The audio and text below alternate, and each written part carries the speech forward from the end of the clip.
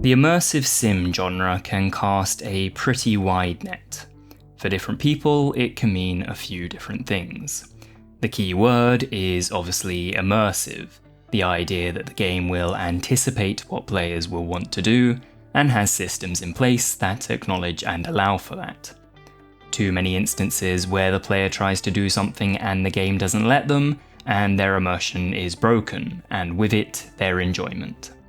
That's not a comment on whether Skin Deep from Blendo Games succeeds in immersing its players.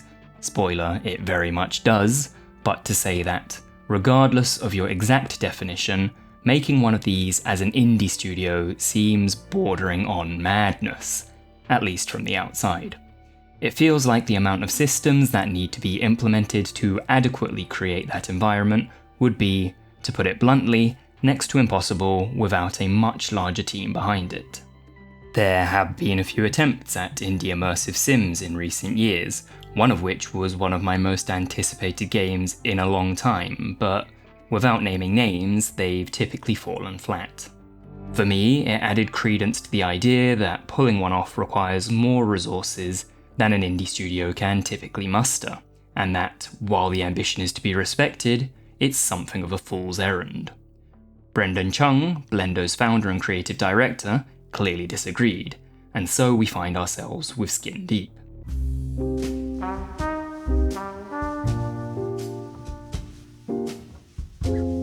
If we restrict our scope down considerably further, and look specifically at the first-person stealth imsim, which to me feels like the truest archetype of the genre, there's a distinction that can be made between those which allow for a more head-on approach, and those which either punish it or flat out don't allow it.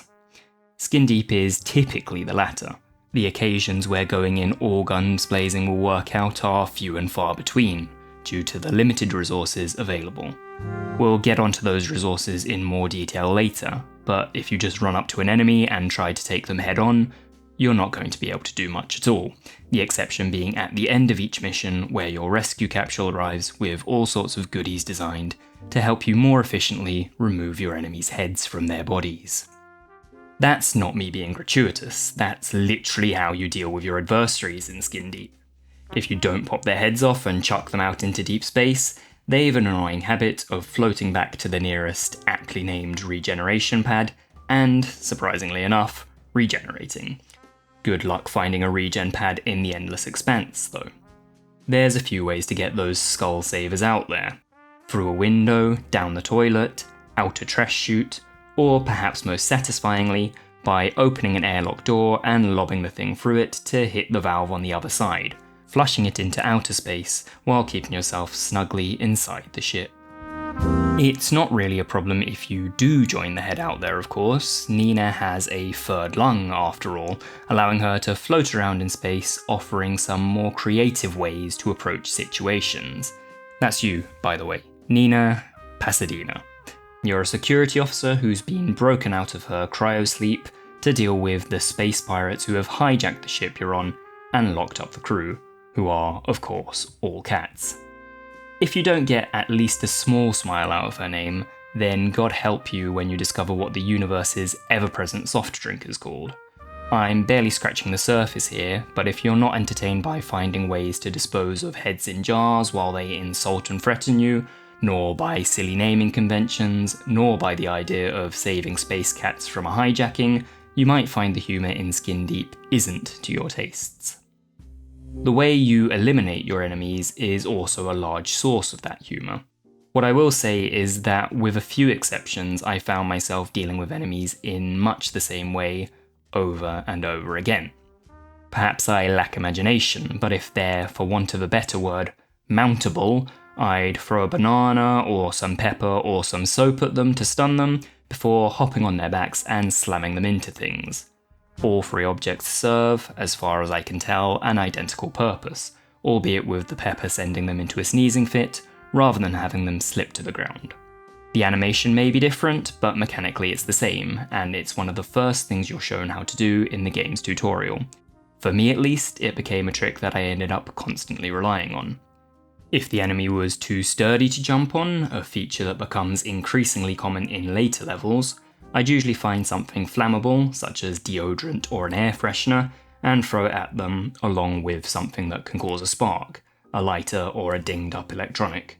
They'd burn to death in the ensuing fireball, or close enough to it that throwing an additional object or two would finish them off. I won't pretend there's not more fun ways to deal with the enemies, including but not limited to breaking airlocks, hacking turrets, or sending broken swordfish drones whistling into them, but the setup for my main two methods felt much easier to pull off. If I wanted to get through missions safely and efficiently, those were the ones I kept returning to. It might have been nice if other methods were more incentivized. While avoiding spoilers, one mission did offer a welcome change through an object that should look familiar to anyone who's played Blendo's previous game, Quadrilateral Cowboy. On that, in much the same way as Nina does away with pirate heads, Blendo have done away with the cube-headed characters of previous titles, the game's cats excluded. The game mightn't be so quadrilaterally Blendo, but remains quintessentially so. If you enjoyed Brendan Chung's previous titles, chances are you'll be a fan of Skin Deep. It's not the be-all and end-all. I'd argue that it has considerably wider appeal than the rest of Blendo's first-person games, so even if you struggled with their other titles, it's definitely worth a play, particularly for those with even a passing interest in the stealth immersive sim. There are, of course, some caveats. There's a quality in Blendo games which could be perhaps harshly summarised as charming jank. Endearing, typically intentional jank, but jank nonetheless. The flavour I'd highlight in Skin Deep is its jarring jump cuts. They're reserved for the tutorial and story missions, as in those where you're not saving cats on a ship, so you won't be interrupted while sneaking around trying to pickpocket a keycard, but they're so unusual that the first couple of times they happen, you could be forgiven for thinking you've encountered a bug. It becomes quickly obvious that those aren't bugs, but I certainly encountered my fair share during the playthrough. Bear in mind that I was on a pre-release build, so some of these issues may well have been ironed out by the time you're watching this, but the most egregious were all surrounding the game's save system. Firstly, for whatever reason, all the autosaves from each session seemed to be logged at the exact same time, which was strangely the next time I played the game. What this led to was, upon settling down for my second session, a panic that a huge amount of what I'd played had somehow been erased. Upon further inspection, i.e. loading up each of the 6 files with the name Nina's Habitat, I found the correct save, but it feels like something that shouldn't be present, and without digging into it, I might well have concluded that my progress had been lost. Speaking of which, that's unfortunately not where it ends with the save system. You can ostensibly save during a mission by approaching an information station and pressing a button. The only time I tried this was right at the end of a mission which I'd spent a good 45 minutes on, with just one pirate left to dispatch. Instead of saving, it caused my game to crash, and the save file generated was corrupt. Running through the mission a second time with the knowledge I'd just acquired didn't take quite as long, but it was still, as you can imagine, incredibly frustrating. I also have to mention the game's price because I do think it's a little ridiculous. I typically only mention prices within the reviews if they're of particular note, and far be it for me to tell Blendo, or perhaps the game's publisher, Annapurna, how to do their business, but Skin Deep should arguably be a good €5, dollars or pounds more expensive. In terms of value for money, even within the indie sphere, you'd do incredibly well to find better than what you get from Skin Deep. In a world where there's games I'd enjoy far less for literally 4 times the release price, it does become something of a no-brainer. I've got a good dozen or so hours out of it, and there's definitely room for replayability, ranging from the incomplete optional objectives to trying to complete the whole game with a different approach. Perhaps the game could have telegraphed it a little better, but it only occurred to me embarrassingly deep into my playthrough that there was nothing saying I had to take out all the enemies. The mission is to free the cats and escape. That can be done without killing or even stunning anyone. How fun that would actually be remains to be seen, but there is a part of me that's very tempted to jump right back in and see how well a full stealth, non-lethal run would shake out.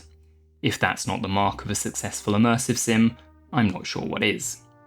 Skin Deep proves that not only is an indie immersive sim viable, but that they can offer something novel to the genre.